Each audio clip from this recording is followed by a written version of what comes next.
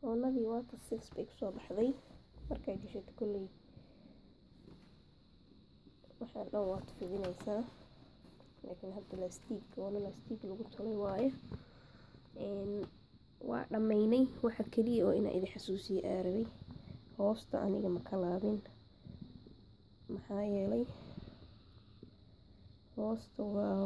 uma baahnayn inaan ka tolo laakiin adi haddii ay goonadada marada markaa jaraysid oo meel laabid u baahan tahay ay tahay waa inaa laabtid laakiin aan hadda uma baahnayn intaas idin socodsiin rabay sida loo laabana hadda waa taqaaniin basaaka iyo goono iyo markaa tolay hoos hal mar laabe kadib mar labaadaas ilaabe hadda halka anaan ku hayaa ma fahmi laakiin cashiro badan oo sida hoos loo laabo ku jiro youtube-kayga laakiin saa u jeediin goonadayda hadda uma baahno goonadii saas ayay kusoo baxday markaa laga dheeraado waa kaasaa I hope inay idin anfacdo cashirkan